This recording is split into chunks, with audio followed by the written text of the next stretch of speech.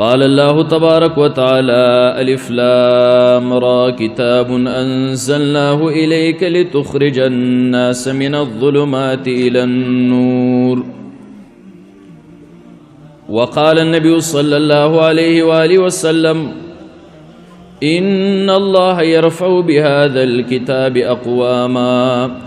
ويضع به آخرين. درود شریف اللهم صل على سيدنا محمد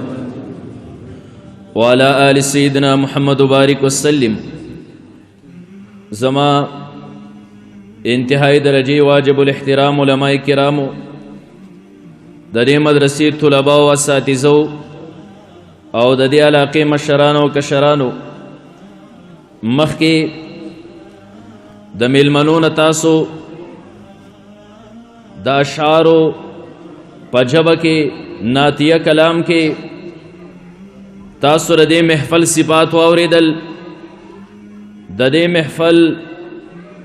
انعقاد د قرآن مجید د ختمونو په سلسله کې شوی دی. د قرآن فضائل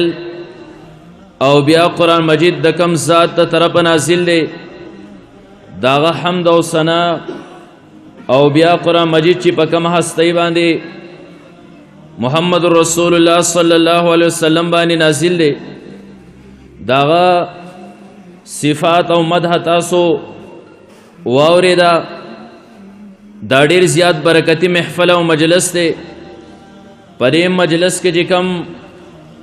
طلباء د قرآن ختمونه کړي هغه مبارک دي. په دې مجلس کې رچا بچو ختمونه کړي دي هغه والدین هم مبارک دي. په دې مجلس کې چې دې ماشومانو ته چا قرآن خولی دی هغه مبارک دي، او په دې مجلس کې چې چا نفس شرکت کړی دی هغه مبارک دي. قرآن مجید یو عظیم کتاب دی. د کم قرآن د جشن په سلسله کې چې موږ او تاسو دلته راجمع یو، د قرآن د عظمت او د قرآن د بڑائی د نبی علیہ الصلوۃ والسلام نواله د قیامت د ورځې پورې د علماو جبې لګیا دي، د نعت خوانانو جبې لګیا دي. د قرآن عظمت او بڑائی چې کم دینو ختمیږي نه. ما یو آیت مختصر غونتر آیت ټوکړه ستاسو مخکې تلاوت کړه، په هغې یو خاص تشریح کومه، او بیا چونکې زما بل ځای بیان دی ان قریب، بیا به انشاءالله ستاسو نه اجازت غواړم د قرآن د آیت یو ټوکړه ما ستاسو مخکې تلاوت کړه، د هغې د یو یو حرف نه د یوې کلمې نه د قرآن مجید عظمت معلومیږي. الله فرمایي الف لام را کتاب انزلناه الیک لتخرج الناس من الظلمات الى النور. د دې د یوې کلمې نه د قرآن عظمت معلومیږي. الله فرمایل الف لام را. تاسو علماء ته بناسي درس کې به تاسو اوریدلی چې کله علما د الف لام را د دې ترجمه تاسو ته کوي، نو ترجمه یې نشي کولی سوا د دې الفاظو نه چې الله اعلم بمراده. الله د دې په معنا باندې ښه پوهه. نو دلته د قرآن د عظمت پته ولګېده چې موږ څنګه سورت شروع کوو، نو موږ وی الف لام را. الله د دې په معنا او مطلب باندې پوهه دی. مطلب دا دی چې قرآن دومره عظیم کتاب دی چې دا زمونږ د وس خبره نه ده چې قرآن موږ کما حق و زده کو. د الف لام را نه د قرآن د عظمت پته ولګېده. د دریو حروفو سره موږ هتیار وغورځول چې رب ستا کلام دومره عظیم کلام دی، دا زمونږ د وس کار نه دی چې کما حق و دا چې کم دی نو زده کو. د خپل بشري طاقت مطابق لګیایو، محنت پکو ربا، خو په قرآن باندې کما حق هو پوهېدل دا زمونږ د وس کار نه دی. د عظمت پتر الف لام را نه ولګېده. مخکې الله فرمایي کتاب انزلناه الیکا، پیغمبر دا یو عظیم کتاب دی. انزلناه الیکا منګ ستا طرف ته نازل کړی دی. د الف لام را نه وروسته د کتابونو د قرآن د عظمت پته ولګېده. مفسرینو لیکلي کتابونو کې دا تنوین چې دوه پیشونه دا د عظمت لپاره دی. یعنی دا یو عظیم کتاب دی او عظمت په ولی نه چې مخکې الله تعالی بیا د دې عظمت مخکې تشریح کوي انزلناه من نازل کړه دا قرآن مجید یو د الف لام را نه پتر عظمت ولګیرا دویم چې کوم دی کتابون کې د دوو پیشونو د تنوین نه پته ولګیرا او دریم چې الله فرمایي انزلناه منګ نازل کړه د دې خر عظمت پته ولګیرا چې کوم کتاب د الله د طرف نه نازل دی کم کتاب د الله د ذات نه راوته ری د دې د عظمت تصور مونږ هم نشو کوله دا یو عظیم او چت کتاب دی په دې وجه مولانا اشرف علي تانوی رحمت الله علیه لیکلی دی انسان کرا سوچ او تصور کوي رب کم یو عمل برسی چې هغه عمل زکوم رب هغه عمل تا هم کړی انسان کا سوچ کوي الله منز نه کوي ضرورت الله ته نشته انسان کا منز کوي د الله سره یو شان کېدی نشي انسان کا روزه نسی الله ته ضرورت نشته انسان کا حج کوي الله ته ضرورت نشته انسان کا یو عمل دی دی وای چې زما رب هم هغه شان کړي زوم هغه عمل په هغه طریقې سره کول غواړم مسلمان هغه صرف د الله کلام او قرآن دی کله چې قرآن ته مخکې کېښودو تا شروع کړه بسم الله الرحمن الرحیم الف لام میم ذالک الکتاب په کومه طریقه باندې تا د قرآن مجید تکلم وکړو په کومه طریقه د قرآن تلاوت تا وکړو هم په هغه طریقې باندې الله رب العزت فرمایلی الف لام میم ذالک الکتاب لا ریب فیه پته ولګیرا په کومه طریقه باندې الله تعالی د قرآن تلاوت کړي په هغه طریقه باندې تا وکړو قرآن عظیم کتاب دی انزلناه الله فرمای ما نازل کړی دا خبر ذهن کې یاد او ملحوظه ساتي قرآن د الله کلام دی هر یو انسان په خپل کلام کې دن لپټ ناسي په کلام کې دن لپټ مخفي ناسي څنګه چې په ګل کې دن خوشبوئی پټي قرآن د الله کلام دی یو انسان داوي زخ پر رب لیدل غواړم انسان استاد دنیا سترګې هغه طاقت نه لري چې په دنیا کې تر رب ویني تعالی د جنت سترګې کله درکړې شي التبه د رب ملاقات کې دنیا کې ستا دومره طاقت نشته تر الله تعالی دیدار دنیا کې وکي خامخا کستا زړه نه صبرېږي د رب دیدار کول غواړي الله دنه په خپل کلام کې خفیا ناشته لکه ګل کې دنه خوشبوئی ناسترا قرآن مخ کې کولاو کا الله فرمای انزلناه ما نازل کړه دا کلام قرآن ته ګوره د رب ملاقات ته انسان استا زړه نه صبرېدو تاوی زه د رب سره خبرې کول غواړم دا غیر طریقه کار بسای زه د خپل رب سره تکلم وکم د خپل رب سره خبرې وکم ما قرآن د الله کلام دی د رب سره ستا خبرو طرف ته اراده را ستا د رب سره د خبرو شوق ته قرآن کولاو کا قرآن شروع کا دا د رب سره تکلم دی د رب سره خبرې دي کاش مسلمانا نن کتا ترا پته لګي دی قرآن ته قتل رب ته قتل دی مسلمانا کتا ترا پته لګي دی قرآن تلاوت کول د رب سره خبرې دي تا به یو سکند لپاره قرآن د ځان اخوا کړی نو تا به هر ټیم قرآن په سینه پورې نیولی ځکه د رب په خبرو کې خوند دی کله موسی علیه السلام د رب د خبرو اندازه ولګوله د الله په خبرو کې څومره خوند دی وګوره موسی علیه السلام په چل باندې خبرې وکړې کړې کوئی تور باندې الله موسی علیه السلام له پیغمبري ورکړه معجزه الله ورکړي موسی علیه السلام په لاس کې موسی علیه السلام امسان ولیدا الله تی تپوس کوي وما تلک بیمینک یا موسی اے موسی پر خیلاس کی تاسو ولیدي د دې خبرې جواب داو عصا دا یو امسارا الت موسی علیہ السلام د رب د خبرو ذائقه سکلی وا د رب د خبرو خوان ورته معلومو پچل ول کې پېشب کې خبرې وکړې کړې هي دا چیرا عصا ی زمام سارا دومره خبره هي ضمیر سوا کو عصا ی کې یاد متکلم ضمیر سوا کو بیا هم دومره خبره پورا موسی علیہ السلام ته پترا د رب سره خبرو کې خوند د رب سره خبرو کې ذائقه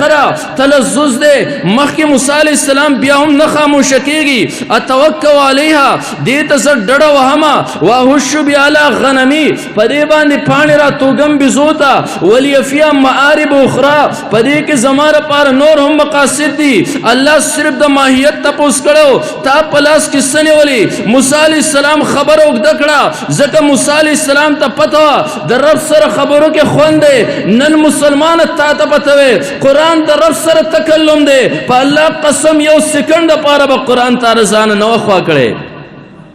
خوند دی الله فرمایي الف لام را کتاب دا یو عظیم کتاب دی دا عظمت اندازې د دین ولګو الله فرمایي انزلناه منګ نازل کړی د کم رب د طرفه چې کلام نازل دی هغه رب عظیم ذات دی د هغه رب کلام دی را هغه کلام هم چې کم دی نو عظیم دی که د رب دیدار کول غواړې هغه عظیم کلام کول اوکا که د رب سره خبرې کول غواړې مسلمان هغه عظیم کتاب چې کم دی نو کول اوکا الله د قرآن عظمت نور هم سیوا کوي الله فرمایي مسلمان کتاب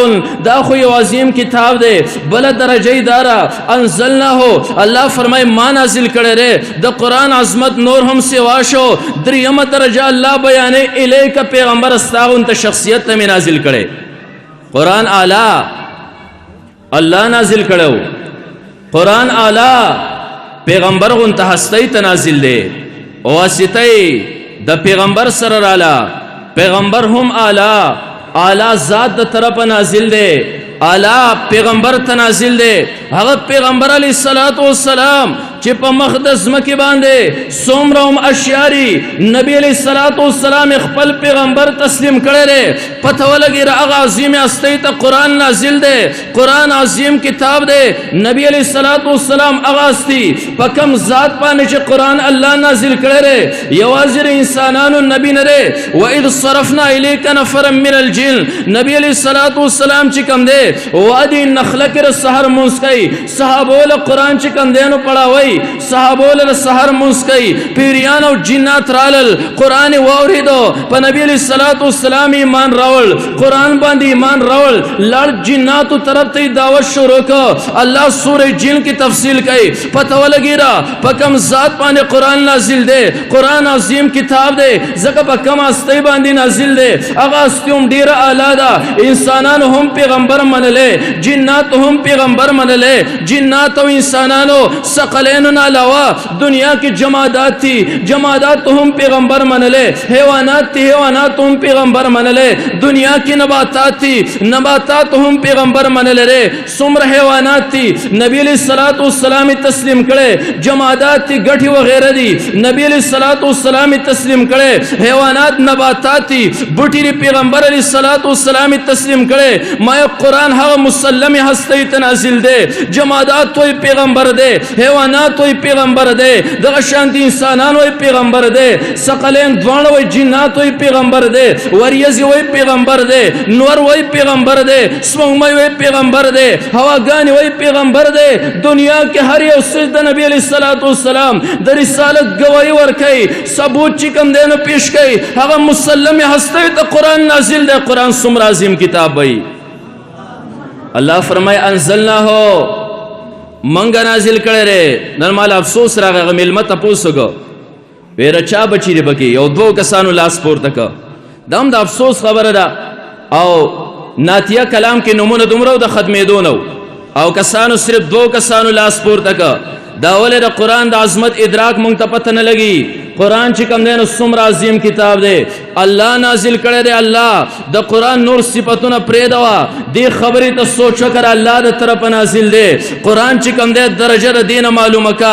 نبی علیه الصلاة والسلام غونته هستی ته نازل دی هغه هستی ماوي یوازې موت ته نه وایي دا پیغمبر دی یوازې جنات نه وایي دا پیغمبر دی د نبی علیه الصلاة والسلام په رسالت باندې د نبی علیه الصلاة والسلام په نبوت باندې گواهی چې کوم دی د ځمکې جماداتو کړې کړی دا کانو کړی دا رسول الله مبارک روان دی یو خړ دی ابو جهل مخ کې وراغه نبی علیہ الصلوۃ والسلام باندې چې کلا دا ابو جهل نظر ولګیدا ابو جهل فورن دو کانه پلاس کې راوغستل نن پرې پیغمبر باندې یو امتحان کوم چې را الله نبی دی او کنه دی نبی علیہ الصلوۃ والسلام ته مخ کې راغه دی لاسونو کې کانه نیول او داسې خفیا رسول الله مبارک ته ابو جهل وای محمد صلی الله علیه وسلم نن بستا پیغمبري ګورم تر الله نبی او کنه نن کتا ماته دا وې زما پلاس کې ما سني ولیدي تا کوي دغه سیز دې زری پیغمبر منم کتا ماته ونوي زتا پیغمبر نه منم نبی علیہ الصلوۃ والسلام ابو جهل دا خبره خډی را آسان را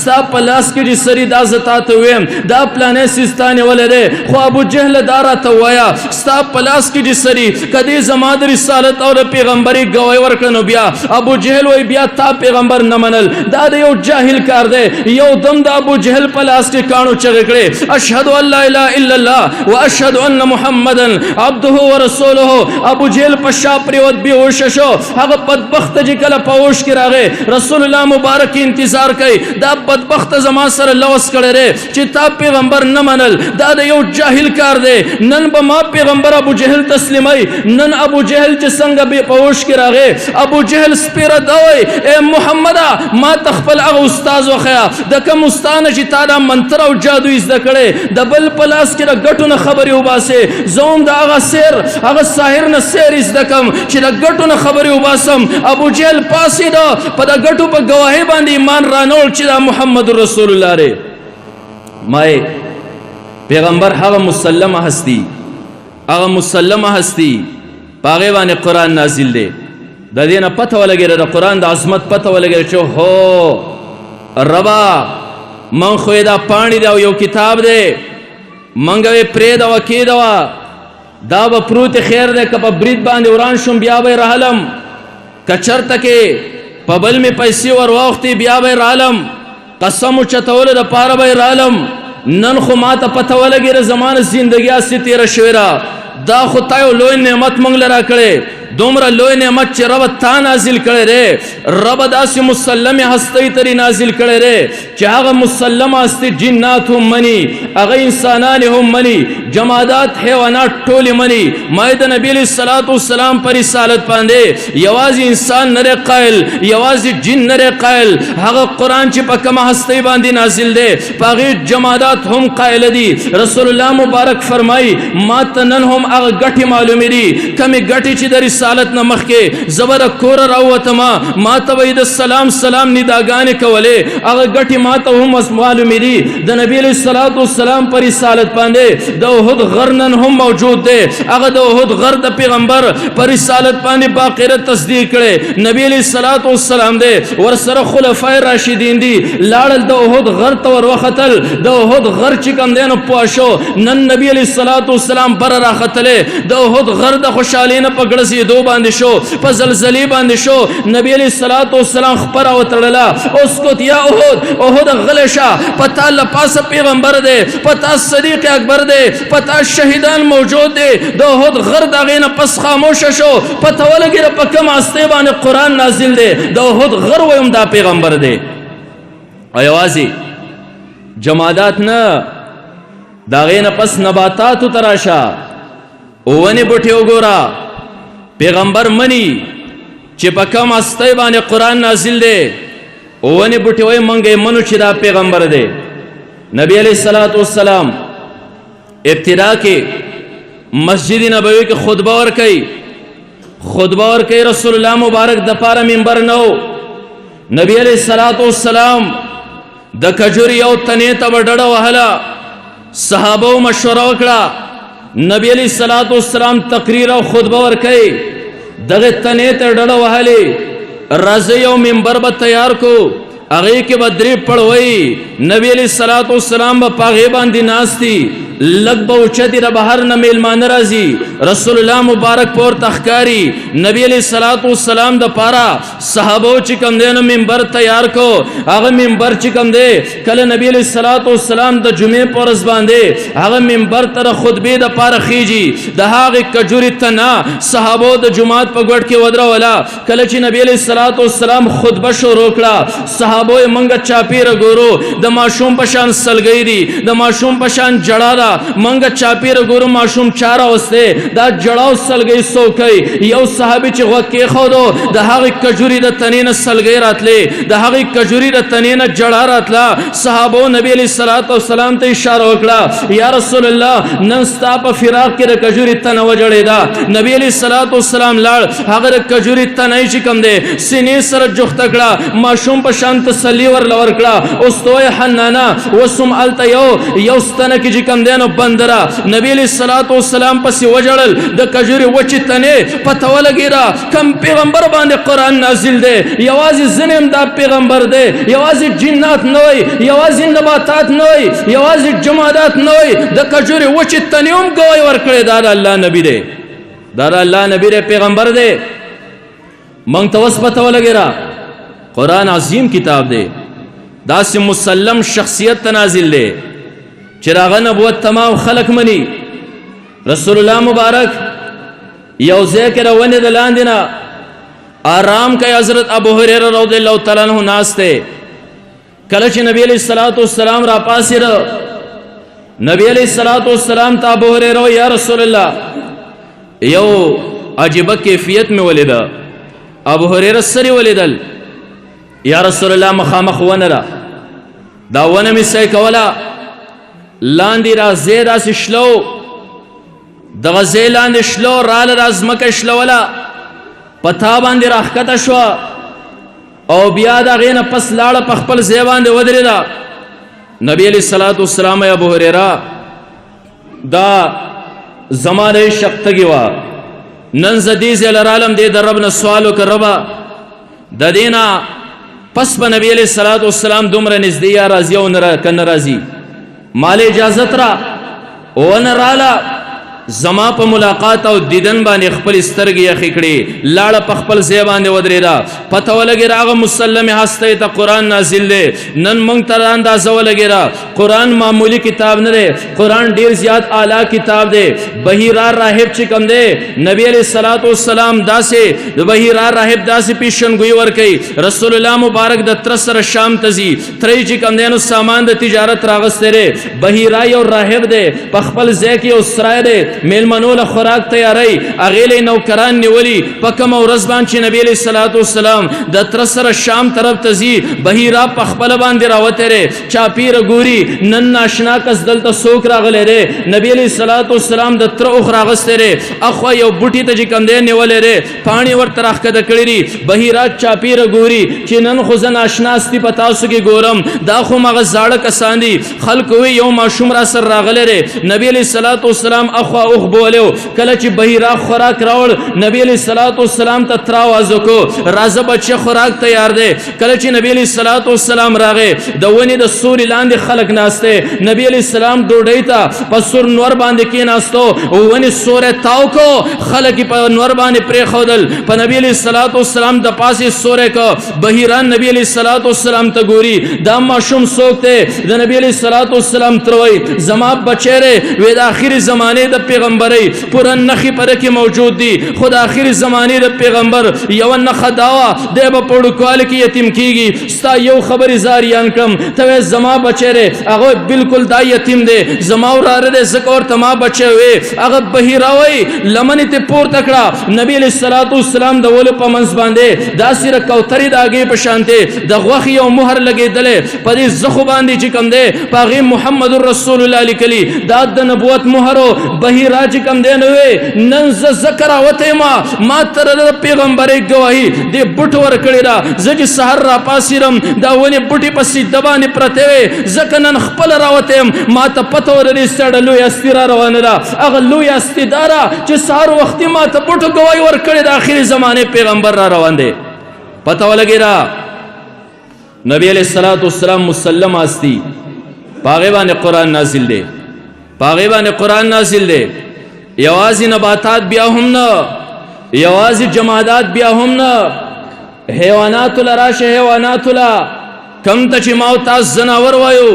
هغو د نبی علیه الصلاۃ والسلام د رسالت گواهی ورکړې ده. په کم پیغمبر باندې چې قرآن نازل دی، نبی علیه الصلاۃ والسلام په لار روان دی، یو شپنکی مخې له ورغې، نبی علیه الصلاۃ والسلام له چې کله مخکې ورغې هغه شپنکي سمساره چې کوم دی نو ښکار کړې ده، سمسارې راواغسته، مړه سمسارې رسول الله مبارک تخپو کې وغورځوله او نبی علیه الصلاۃ والسلام ته وایي نن به ستا نبوت او پیغمبري منم، که ته الله پیغمبرې ما ته به دا سمساره ژوندی کې زه به ومنم، ته پیغمبرې که دا سمساره تا ژوندی نه کړه زه تا پیغمبر نه تسلیمومه. نبی علیه الصلاۃ والسلام صحیح را، خو بیا به د نبوت اقرار کې، بیا به کلمه بالکل به ویما. نبی علیه الصلاۃ والسلام هغه سمسارې ته آواز وکړو یا زبا ای سمسارې، هغه شپنکي ولې صرف ژوندی کې به هغه سمسارې سترګې وغړولې د ژوندي کېدو نه پسې نبی علیه الصلاۃ والسلام سره فصیح عربۍ کې خبرې شروع کړې. رسول الله مبارک وایي سمسرې دا راته وایه د چا مخلوق یې، د چا عبادت کې؟ یا رسول الله من فی السماء عرشو، د چا عرش بر په اسمان کې دی، وفی الارض سلطانه په ځمکه کې بادشاهي ده، وفی البحر سبیله سمندر کې لارې دي، وفی جنت رحمته رحمت په جنت کې دی، وفی جهنم عقابه سزا په جهنم کې ده. نبی علیہ الصلوۃ والسلام سمسارې خبره دې بالکل صحیح ده، خپل رب دې پیژندلې دی. دا راته وایي من انا زه څوک یم؟ انت رسول رب العالمین، تر الله رسول و خاتم النبیین، اخرنی نبی. قد افلح من صدق، چا چې ته ومنلې هغه فلاح کامیابۍ طرف ته ورسېد، وقد خاب من کذب، چا تا ته دروغجن وې ستا پیغمبري ونه منله هغه نامراده شو. شپنکې روان شي محمده صلی الله علیه وسلم، د کوم استاد نه دا منتر تا زده کړی هغه استاد ما ته وښیه، زه مړه ځناور ژوندي کوم خبرې ته وباسم، کلمه چې کوم دی نو ونه ما هغه مسلم پیغمبر ته، هغه مسلم هستی ته قرآن نازل شوی د قرآن د عظمت ادراک د دې نه وکوي. پته ولګي را قرآن بذات خود اعلی، بیا الله فرمایي ما نازل کړی دی ښه اعلی، او بیا د هغې نه پس نبی علیه الصلاۃ والسلام ورته شخصیت ته نازل دی ښه اعلی. رسول الله مبارک د پیغمبرۍ گواهی هر یو څیز ورکړی ده. د نبی علیه الصلاۃ والسلام په مال غنیمت کې یو خر رسېدلی، غالبا د هغې خر نوم یعفورو، او هغه یعفور خر نبی علیه الصلاۃ والسلام پوهه کړی چې چېرته یو صحابي ته به رسول الله مبارک آواز کو، نو هغه یعفور ته به لاړ شه پلانې صحابي په کار دی، هغه به لاړ د هغه دروازه به یې په شونډک باندې وواله. کله به کس راوت هغه ته پته ولګېده چې یعفور دا نبی علیه الصلاۃ والسلام را لېږلی دی، او د نبی علیه الصلاۃ والسلام به زما سره سوال جوابي. کله چې رسول الله مبارک وفات شو حیواناتو ته ګورئ، ما قرآن نازل مسلم هستی ترې هر څوک یې مني د الله نبی دی. رسول الله مبارک وفات شو،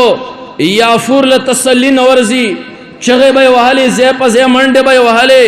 د رسول الله مبارک دیدار چې کوم دی نو پې بند شو. هغه یعفور یو خر دی، تکلیف دی ورته. کله چې د نبی علیه الصلاۃ والسلام فراق په ده باندې زورور شو، نور برداشت نشو کولی، لاړ د مدینې نه اخوا یو صحرا دی، په هغه صحرا کې یو شړ کوی دی، هغه یعفور خر چې کوم دی نو سر ښکته کو، ځان یې کوی ته ور واچو چې د نبی علیه الصلاۃ والسلام جدایي نور نشم برداشت کولی. حیوانات گواهی ورکوي. نبی علیہ الصلوۃ والسلام دغه هستی ته الله قرآن چې کوم دی نو مبوس کړی. الله فرمایي الف لام را، د دې نه د عظمت پته ولګېږي انسانه تا تیار غورځول ربه د دې په معنا ته پوهېږي. قرآن عظیم کتاب دی. الله فرمایل کتابون، دا یو عظیم کتاب دی. مخکې الله فرمایل انزلناه، منګه نازل کړی دی. دا د قرآن خاص عظمت پورته شو. الله فرمای الیکا، پیغمبر ستاغونته شخصیت تا، ستاغونته شخصیت تا چې داغه پیغمبري مسلمه ده، کاغه ونی بوټی او که انسانان دي او که نور او سپوږمۍ دي، د نبی علیه الصلاۃ والسلام پر رسالت باندې نور او سپوږمۍ باقاعده چې کوم دی نو ګواهي ورکړې ده. دې نه پته ولګېده چې قرآن یو عظیم کتاب دی. د قرآن د عظمت په نور سوی دې خبرې ته ذهن کې ځای ورکوي د قرآن د عظمت په نور سوی د قرآن نه مخکې کتابونه هم نازل شوي دي. تورات زبور انجیل دی، قرآن هم الله نازل کړی. تورات زبور انجیل الله په یو ځای باندې نازل کړیو، اجتماعي طور نازل کړیو. خو د قرآن عظمت ته وګوره، هغه تورات چې اجتماعي طور نازلو، دنیا تر هغه خلکو هغه چې کوم دی پاڼې پاڼې کو، چاته آیتونه ویستل، چا د خپلې مرضۍ نقاط پکې ور داخل کړل. هغه انجیل چې په یو ځای داخلو، دنیا تر هغه خلکو تار په تار باندې کو. هغه زبور چې په یو ځای نازلو، دنیا تر هغه خلکو تار په تار باندې کو. هغه قرآن چې په یو ځای نو نازل، هغه قرآن چې لګ لګ نازلو، تار په تار نازلو، جدا جدا نازلو. کله چې دنیا تر هغه الله داسې یو ځای کو، د قیامت د ورځې پورې د هغې نه څوک یو حرف نشي نیمګړی کولی. دا د قرآن معجزه ده. هغه لوی قرآن نن الحمدلله ختمونه دي. په دې وجه باندې تاسو به ښه ستړي شوي سار وختي هغه تاسو شروع کړې ده، او شاید د ماشومانو چرته واړه بول دې پرتګونو کې نه کړي، ځکه یو ځای کې ما ناسي جمع دی کالام ته مخکې ورځ کې زه تللی وم بیان له، نو هغو داسې دننه ځای و مدرسه هغې کې سټیج او بهر په پټو کې خلک کېنولی، نری نری باران هم پې ورېږي.